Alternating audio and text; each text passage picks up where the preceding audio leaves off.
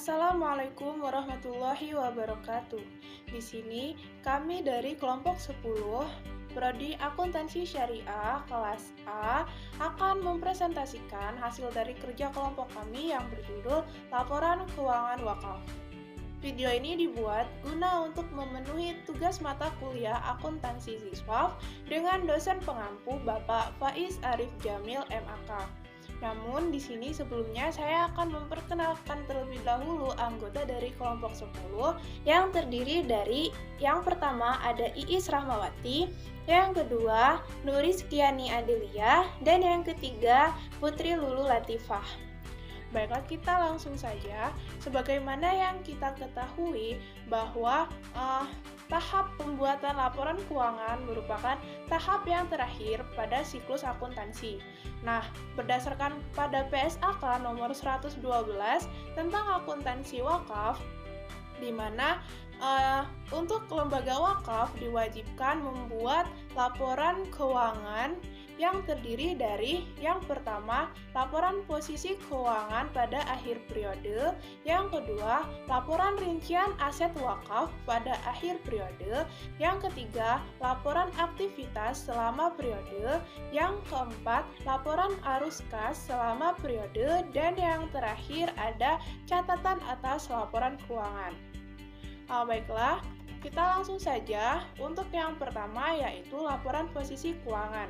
Nah, laporan posisi keuangan ini merupakan laporan keuangan yang menyajikan informasi terkait dengan aset dan liabilitas yang dimiliki sebuah entitas, di mana laporan posisi keuangan ini bertujuan untuk menyajikan informasi terkait aset bersih yang dimiliki sebuah lembaga.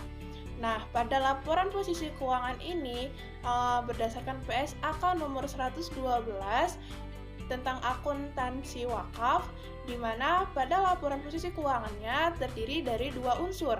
Yang pertama adalah aset, yang kedua adalah liabilitas.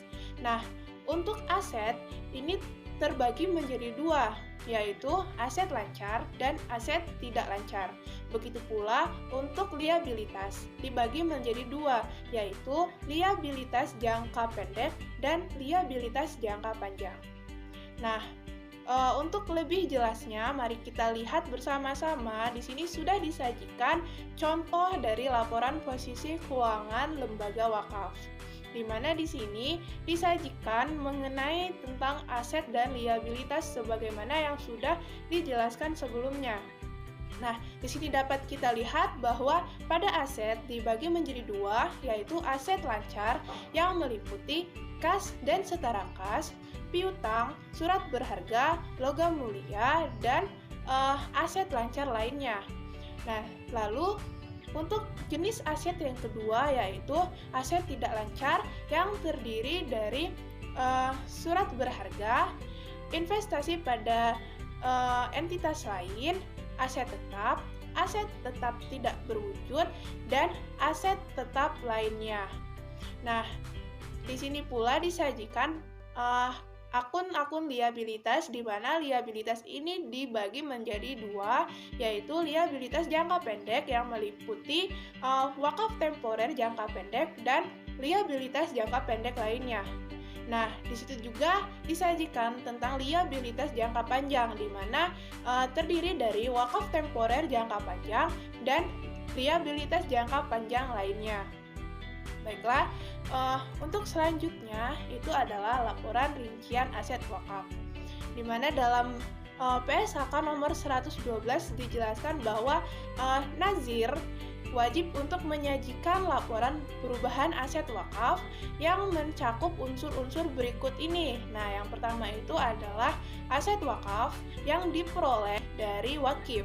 Nah, yang kedua itu aset wakaf yang berasal dari hasil pengelolaan dan pengembangan. Nah, untuk contoh lebih jelasnya dapat kita lihat pada slide berikut ini. Di sini disajikan mengenai contoh laporan rincian aset wakaf.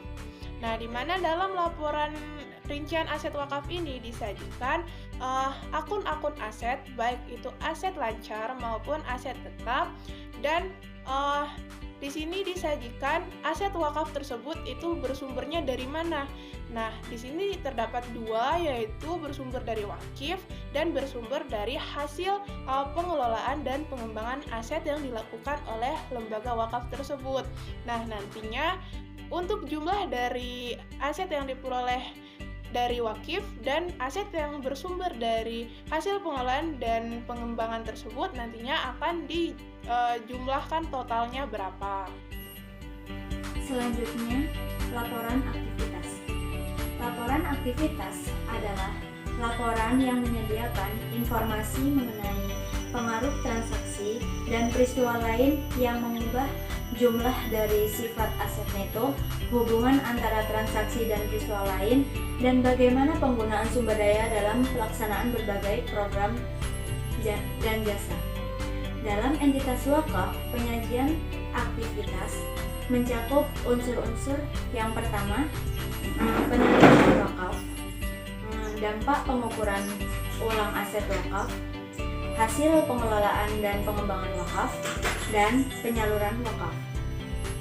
Berikut ini adalah contoh laporan dari laporan aktivitas wakaf.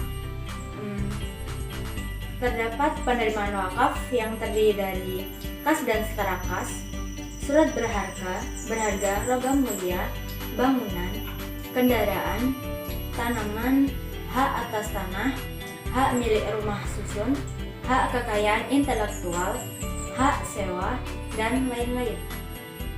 Adapun dampak pengukuran ulang aset wakaf yang terdiri dari surat berharga, logam mulia, bangunan, kendaraan, tanaman, hak atas tanah, hak milik rumah susun, hak kekayaan intelektual, hak sewa, dan lain-lain. Adapun juga pengelolaan dan pengembangan aset wakaf yang terdiri dari bagi hasil, dividen, keuntungan neto pelepasan investasi, kenaikan dan penurunan investasi, beban pengelolaan dan pengembangan, bagian nazir atas hasil pengelolaan dan pengembangan wakaf yang sudah terrealisasi. Adapun beban yang terdiri dari kegiatan ibadah, kegiatan pendidikan, kegiatan kesehatan, bantuan fakir miskin, anak terlantar, yatim piatu, dan beasiswa. Dan ada juga kegiatan ekonomi umat dan kegiatan kesejahteraan umat lain. Yang selanjutnya yaitu laporan arus kas. Laporan arus kas adalah bagian dari laporan keuangan suatu perusahaan yang dihasilkan pada suatu periode akuntansi yang menunjukkan aliran masuk dan keluar uang perusahaan. Dalam arti sempit, laporan arus kas artinya sebuah laporan keuangan yang menyajikan arus kas masuk dan keluar dari sebuah perusahaan. Dalam entitas wakaf, penyajian laporan arus kas sesuai dengan PSAK 2, yaitu laporan arus kas, PSAK lain, dan ISAK yang relevan. Berikut ini adalah contoh laporan arus kas. Yang pertama ada aktivitas operasi yang terdiri dari penerimaan wakaf, pembayaran hasil pengelolaan dan pengembangan wakaf, pembayaran bagian nazir atas hasil pengelolaan dan pengembangan wakaf, dan ada kas neto dari aktivitas operasi tersebut. Yang kedua, aktivitas investasi yang terdiri dari pembelian aset tetap, hasil dari penjualan aset tetap, penerimaan bagi hasil investasi, pembayaran investasi utang, penerimaan dividen, pembayaran investasi ekuitas, kas neto dari aktivitas operasi tersebut. Yang ketiga yaitu aktivitas pendanaan. Ada penerimaan, pembiayaan dan kas neto dari aktivitas operasi tersebut. Selanjutnya yaitu catatan atas laporan keuangan. Catatan atas laporan keuangan merupakan laporan yang menyajikan informasi mengenai gambaran umum lembaga pengelolaan wakaf, ikhtisar kebijakan akuntansi yang digunakan dalam penyusunan laporan keuangan, penjelasan pos-pos yang dianggap penting yang terdapat dalam setiap komponen laporan keuangan, rasio-rasio keuangan, dan pengungkapan hal-hal lain yang dianggap penting yang dibutuhkan oleh pengguna laporan keuangan dalam pengambilan keputusan. Yang pertama yaitu gambaran umum organisasi. Biasanya terdiri dari cerita singkat tentang pendirian organisasi tersebut, maksud dan tujuannya, visi dan misi organisasi, struktur organisasi, dana dan penyalurannya. Yang kedua, ikhtisar kebijakan akuntansi yang berisi tentang dasar penyusunan laporan keuangan, penerimaan dan pengeluaran dana, kas dan setara kas, piutang, perlengkapan, aset wakaf, aset tetap, kewajiban, dan saldo dana. Yang terakhir, penjelasan pos-pos laporan keuangan dan informasi penting lainnya, berisi tentang penerimaan dana wakaf, penggunaan dana wakaf, penyaluran dana APBN, penyaluran dana non-APBN, serta penyaluran wakaf produktif, penyaluran dana nazir, dan saldo dana. Selanjutnya yaitu kesimpulan. Dalam menjalankan kegiatannya, lembaga wakaf harus membuat pelaporan keuangan yang terdiri dari laporan posisi keuangan, laporan rincian aset wakaf, laporan aktivitas selama periode, laporan arus kas, serta catatan atas laporan keuangan sebagai bentuk akuntabilitas dan transparansi lembaga tersebut. Berdasarkan aturan yang terdapat pada PSAK 112 tentang akuntansi wakaf, akuntabilitas dan transparansi sangat penting dilakukan.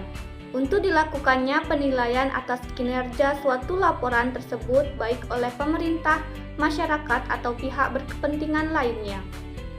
Sekian pemaparan materi dari kelompok 10. Wassalamualaikum warahmatullahi wabarakatuh.